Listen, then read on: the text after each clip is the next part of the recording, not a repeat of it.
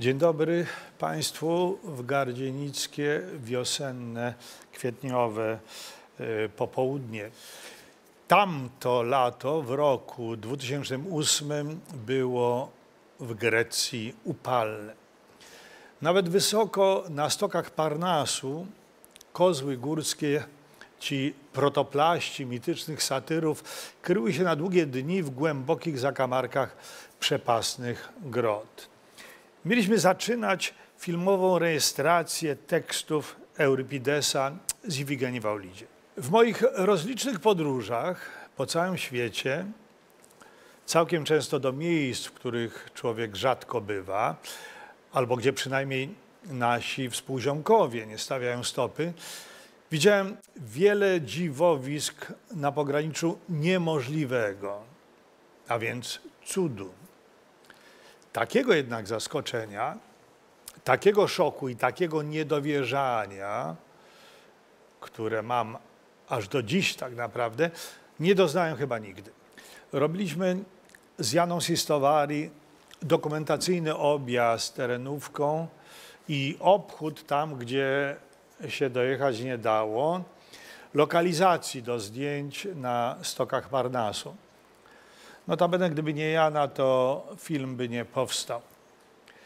Grotę korykejską, tę kolebkę cywilizacji greckiej już znałem od lat. Kilkakrotnie do niej pielgrzymowałem i zagłębiałem się jak speleolog w jej coraz głębsze i przepastne komnaty. Grota ta jest jak wielka katedra z labiryntami i rozlicznymi przyległościami, której naturalna architektura przewyższa wszystko, co człowiek mógłby sam zaprojektować. Dzieło bogów. Kiedy przestała żyć jako miejsce święte starożytnych, to ciągle pielgrzymowali do niej przez setki lat władcy i wielcy tego świata, żeby wymienić Nerona, Plutarcha czy Goethego. Finalne sceny naszego filmu mieliśmy kręcić w grocie z marszu, bez szans na duble, ponieważ pozwolenie opiewało na kilka godzin, a uzyskanie go graniczyło z cudem. I nie jestem w stanie sobie nawet dziś uzmysłowić, jakie siły wstawiły się u tych wszystkich władz.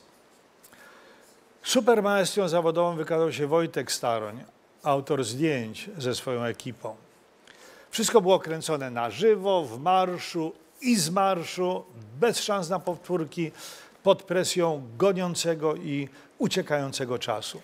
Delegowany przez władze greckie nadzorca, zrzędny i uprzykrzający pracę w jaskini, ciągle groził, że wezwie helikopter z policją. Robił na przykład pomiary decybeli i protestował, że za głośno śpiewamy. Bo się stalaktyty pourywają, krzyczał.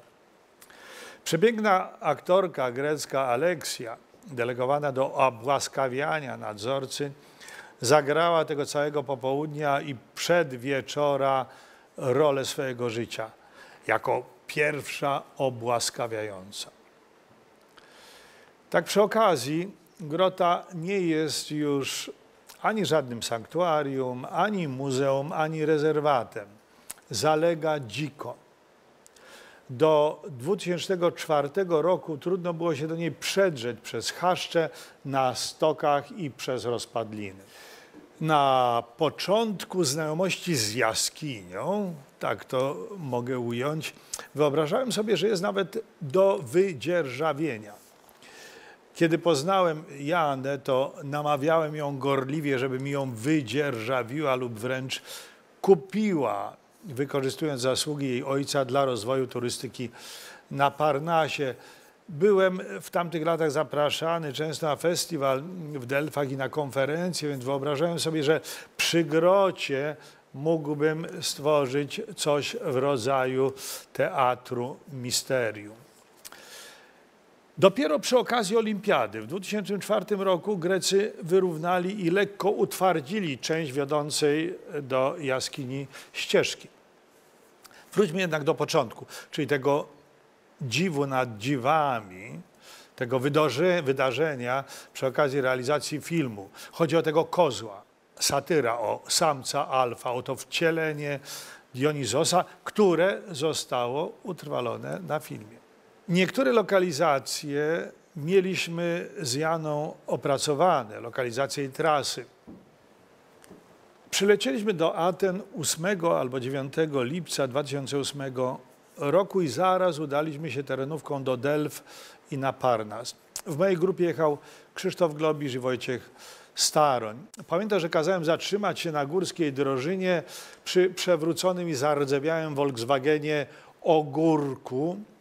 Wielbiciele motoryzacji muszą pamiętać ten legendarny kształt. Samochód musiał spaść kiedyś ze stoku i spalić się. Tu będziemy kręcić, mówię, kiedy zadzwoniła komórka.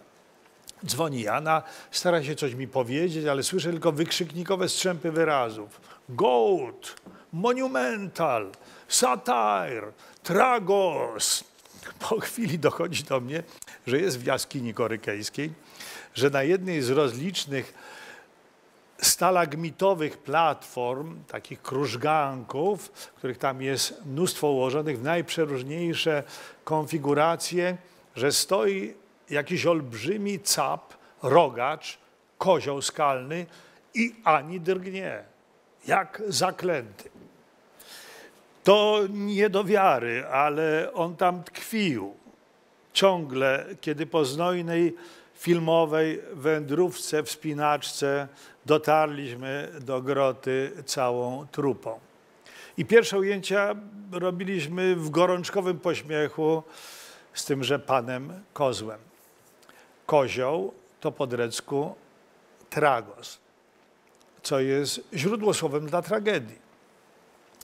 Przed Gardzińcami próbowałem założyć teatr w Kozłówce pod Lublinem. Zrobiłem tam pierwsze przedstawienie w roku bodaj 1975. Na szczycie bramy Pałacu Kozłowieckiego umieszczony jest wizerunek kozła w bardzo osobliwej pozie. Takie pozy odgrywa Jan Tabaka jako pieśń kozła przed wiejskimi widzami w spektaklu wieczornym zrobionym w 1976 roku. Widzowie wiejscy zresztą reagują na to dziwowisko niesłychanie żywo i niesłychanie serdecznie. Graliśmy ten spektakl po wsiach i w 1978 roku, kiedy sfilmował sceny, o których mówię, Andrzej Gregory z komentarzem Johna Halperna. Gdzieś ten film jest w sieci. Wiele lat potem inni ludzie, którzy u nas terminowali, założyli teatr Pieśń Kozła. Każdą scenę tej rejestracji tekstów Eurypidesa, tak chciałbym to nazywać, rejestracja tekstów Eurypidesa, ani spektakl, ani teatr, seans tekstów Eurypidesa, wypowiadanych przez wędrujących po bezdrożach aktorów, rapsodów, jak w czasach, kiedy teatr się rodził. Więc każdą scenę można opatrzyć niezwykłą historią z życia na pograniczu realnego i nadrealnego. Można przy tej okazji zadać pytanie, czy wielkie teksty ludzkości nie należałoby traktować jako święte i wypowiadać i recytować je tylko w miejscach, które na tej ziemi są święte. To byłby ten mój wymarzony teatr ojkologiczny. Krótka historyjka o Globiszu na mitycznej skale straceń, głoszącym ten kasandryczny tekst zwiastujący zagładę Troi. Słowa, które tak pasują do naszych czasów. Z tej skały zrzucano kiedyś Ezopa, autora blasfemicznych przypowieści. Takie były na one czasy egzekucje. Globisza, opasanego linami asekuracyjnymi, prowadziliśmy wąską granią nad przepaścią, alpinista i ja. Odpięliśmy uprząż i zobaczyliśmy strach. Kamera była 30 metrów dalej, przed granią, ale Staroń ten strach uchwycił. Ja jestem schowany za głazem jest to na filmie, którego globisz się trzyma, dodaje mu otuchy, namawiam, żeby nie patrzał w dół, w przepaść.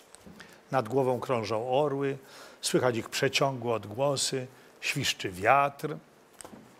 Skończyliśmy tę scenę, przeprowadziliśmy globisza na uprzęży przez grań z powrotem w bezpieczne miejsce, a tu pani od dźwięku słodziutkim głosem prosi go, żeby zechciał jeszcze raz się pofatygować, bo nie jest zadowolona z jakości nagrania.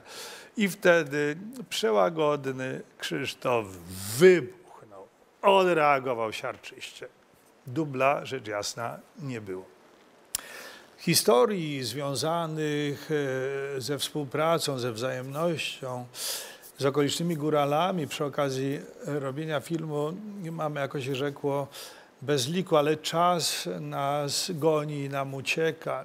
Tylko powiem, że odpryski i ślady tych historii z życia znalazły swoje odbicie w filmie. No, na przykład legendarny hodowca dzików, syn bohaterki wojny domowej, greckiej Dolores Ibaruri, który zbudował fortecę w górach, żeby bronić matkę ściganą przez juntę wojskową.